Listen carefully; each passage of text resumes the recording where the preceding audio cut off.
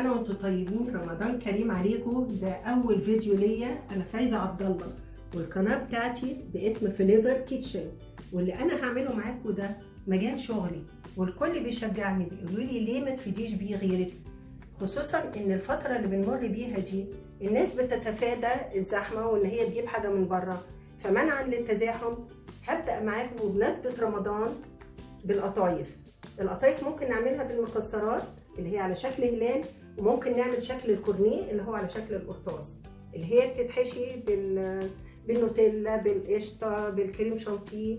وخصوصا القطايف حاجتها متوفره عندك في كل بيت، متوفره ومكوناتها بسيطه جدا ومش هتكلفك اي حاجه. يلا عشان ابدا معاكم بشربات القطايف. نحط الاول كوبايتين سكر، عليهم كوبايه ميه، وعليهم عصره ليمونه.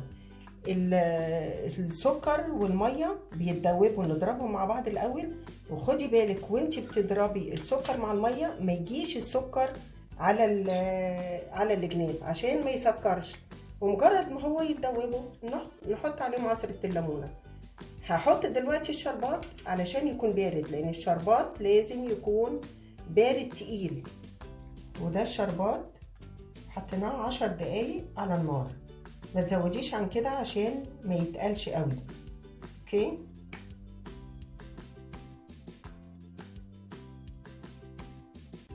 نيجي دلوقتي لمقادير العجينه. كوبايتين دقيق، عليهم معلقه خميره بودر، هقلبها كده. عليهم معلقه لبن بودر. معلقه الخميره تكون ممسوحه، معلقه كبيره ممسوحه يعني زي 5 جرام.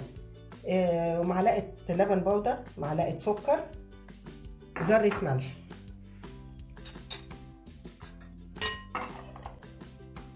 وعليهم كوبايتين ميه. الدقيق غالبا بيكون قد الميه، الميه تكون فتره علشان الخميره.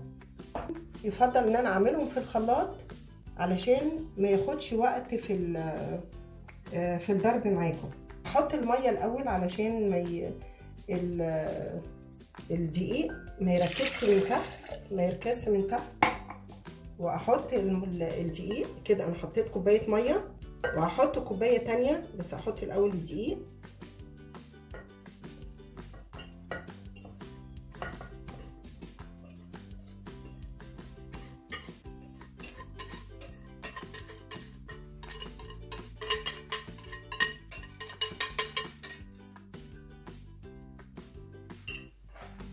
الكوبايه التانية بتاعت الميه تكون فتره.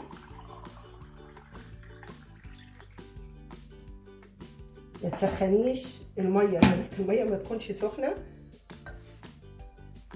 اوكي، انا هضربه في الخلاط وارجع لكم تاني. دلوقتي ضربنا الدقيق والمكونات كلها. بصوا، هو الخليط عامل زي البانكيك كده هون، وهنسيبه ده اهو. لو لقيتي الدقيق مركز في الجناب تنزليه علشان المقدار. بصي الخليط مفيش اسهل من كده. هنسيبه بقى نص ساعة يخمر، مش اكتر من كده، علشان في الحر العجينة بتبقى مش حلوة لو كترتي عن الميعاد. هغطيها نص ساعة في مكان دافي ومظلم.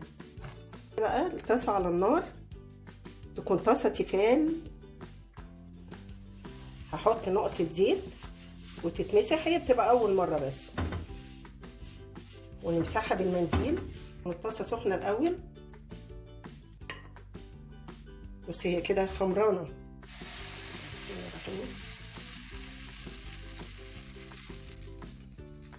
كبشة صغيرة ممكن تعملي بمعلقة ايس كريم، ممكن تعملي عندك براد صغير ممكن تعملي بيه. وبعدين ممكن تعملي كل الاحجام. الكبيرة دي ممكن تعمليها كورنيه وتحشيها بالكريم شانتيه. الصغيرة اللي هي العصافيري في ايديك ان انتي تعملي كل الاحجام. ولما تكون العجينه مخرمه كده، تطلع مخرمه، دي معناها ان العجينه ما شاء الله ناجحه. كده النار هاديه، فاسيبها لغايه لما تبدا تطلع كده من الجناب. بصوا بقى هي ازاي بدات تفك. مجرد ان هي تتشال كده تبقى هي كده خلاص استوت. عايزه بقى اوريكم شكلها من الظهر.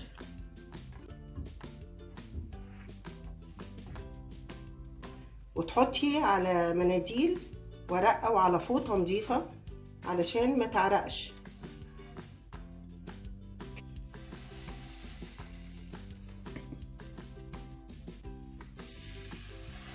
اكمل المقدار وبعدين اجيلكوا تاني بعد ما اخلص الكميه. دلوقتي انا طلعت الكميه كلها بتاعت القطايف، طبعا متغطيه بفوطه نظيفه، واللي تطلع يا ريت ما تكونش محطوطه طبعا على بعض، عشان يعني انا حطيتهم على بعض عشان لما بردوا، لكن لما تطلعيها تكوني حطاها جنب بعض لغايه لما عشان العرق ما تبقاش عرقانه. الحشو انا عامله مج عين جمل على لوز على بندق على زبيب ومعلقه سكر، وممكن ان انت عندك سوداني، اي حشو متوفر عندك حطيه، ومعلقه قرفه. القرفه يا جماعه بتدي تيست حلو قوي. وعامله للقطايف اللي هي الكبيره ممكن تعمليها كورنيه اللي هي شكل القرطاس، تعمليها بقى بالنوتيلا، تعمليها بالكريم شانتيه، تعمليها بالقشطه، زي ما تحبي. اللي متوفر عندك ممكن تعمليه. اوكي، انا هعمل دلوقتي معاكم الحشو.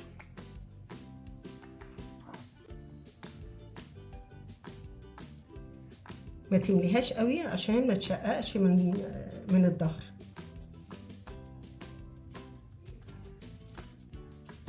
بصي اللون بتاعها جميل ازاي.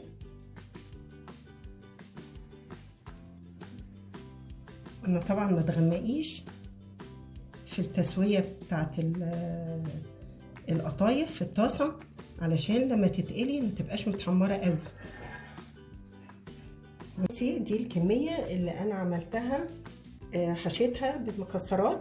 وعلى فكره انا نسيت اقول ان انا حطيت جوز هند، لان جوز الهند برده مهم طبعا. والكميه دي بقى اللي انا هعملها كورنيه على شكل قرطاس كده وتتقلي. بصي الشكل بتاعها بتكون تحفه، ويتحط عليها بقى النوتيلا والكريم شانتيه. بصوا لونها، بصوا لونها طالع ازاي تحفه، عشان ما احمرش زياده. بصي انا هطلع احط على المنديل على الورق علشان يشرب الزيت، وبعد كده اروح حاطه على طول في الشربات.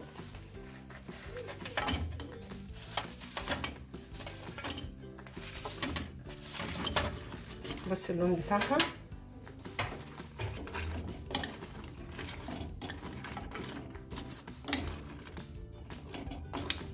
شفتي لونها تحفه، سامعه القرمشه.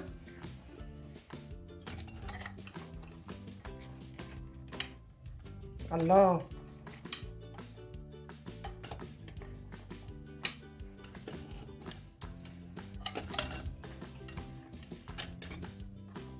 بصوا انا طلعت لكم الكميه دي، ودي بقى اللي انا هعملها بالكورنيه تبقى شكل تاني.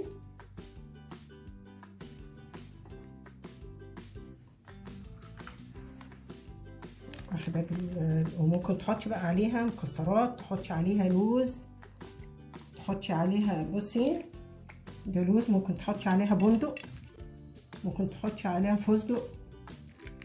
بصي تحفه ازاي. ودي اللي هي بالنوتيلا.